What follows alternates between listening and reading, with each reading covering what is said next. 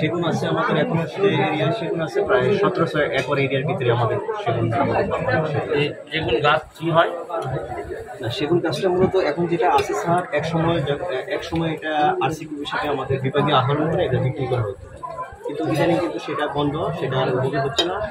এখন আমাদের জ্বরে পড়ে যেগুলোই হতো সেগুলো আমরা বিভাগীয়ভাবে আহরণ করে সেগুলো বিক্রির ব্যবস্থা করি। যেমন গত অর্থ বছরে স্যার এখানে 184 টাকা জ্বরে পড়ে গেছিল, সেগুলো আমরা বিভাগীয় আহরণ করে এগুলো টেন্ডারের ব্যবস্থা করে এগুলো বিক্রি করছি।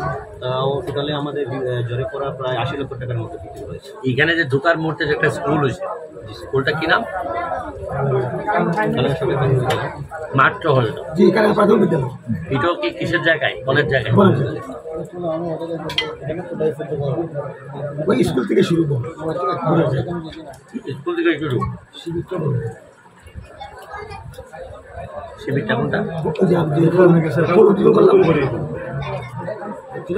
এটা কি বনের উপর নির্ভরশীল? এখানে স্যার আমাদের এখানে যারা আছে স্যার ভিতরে যারা আছে, আমাদের বনের ভিতরে যারা আছে এরা আমাদের ফরেস্ট ভিলেজ আছে।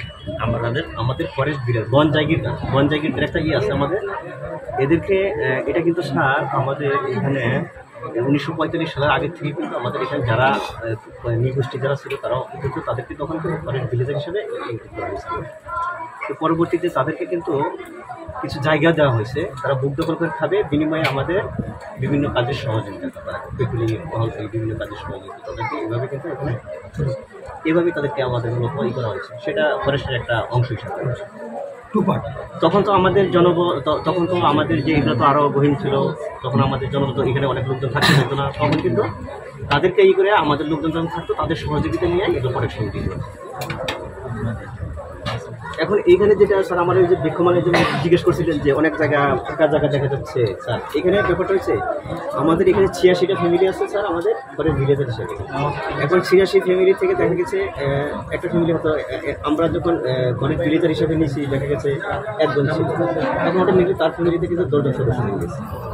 কিন্তু আমরা কিন্তু দেখা গেছে একটা সদস্যের জন্য 3.5 একর জায়গা দিচ্ছি তাদেরকে আমরা বুক দখল করে খাওয়ার জন্য, সেটা দিচ্ছি কিন্তু সেটা যেটা আমাদের ফরেস্ট আছে সেটা দেখা গেছে যে নিচু জায়গা যেটা ছিল সেটা তারা চাষাবাদ করে খাচ্ছে ওইটাই, কিন্তু জায়গার এক্সটেনশন হয় নাই, জায়গা কিন্তু তারা ওইটাই মানে লোক তাদের বাড়ছে, কিন্তু জায়গা কিন্তু ওইটাকে বুক করে খাচ্ছে। আপনার থেকে যে মাঠটা যে আছে স্কুলের সামনে যে মাঠটা মেইন রোডের পাশ দিয়ে যে বাঁধটা গোলবারের পিছনে একটা ছোট্ট ক্ষেত আছে, এই মাঠটা আরেকটু জায়গা ওই যে রোড পর্যন্ত আইলে তো মাঠটা সুন্দর হয়ে যায়। এইটারে হঠাৎ করে এই ছোট্ট জায়গাটা আপনারা ক্ষেত রাখছেন কেন? বা ক্ষেত করে কে না বলতে আসলে এখানে স্যার বুঝছেন আপনি জায়গাটা? আমি বলি আমি তো ছিলাম চলবে সার্থনতি এই পুরো জায়গাটা একজন বিল্ডার ছিল, বন জায়গাদার ছিল। তো যখন স্কুল দাবি করছে বিচার এটা দিয়ে দিছে, আর ওই পাশের জায়গাটা করছে সে এখনো দিতে রাজি, আমাদের তো খরচ দিতে বলে মানুষ আমরা ছেড়ে দিব বলছে, আমাকে ছেড়ে দিতে রাজি আছে। তাইলে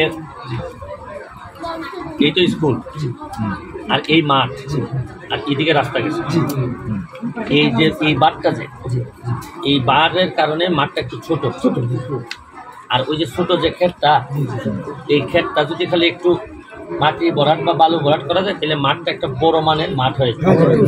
আমরা পরবর্তী প্রজন্মরে এইভাবে মাঠ দিয়ে যেতে পারবো না, জায়গা যেভাবে সংকুচিত হইতেছে। এটা যিনি আছেন দায়িত্ব বিলিজার নাকি জায়গিরদার সাহেবকে বলবেন যে আমার সাথে একটু যোগাযোগ করুন। আচ্ছা জায়গিরদার সাহেব, তুমি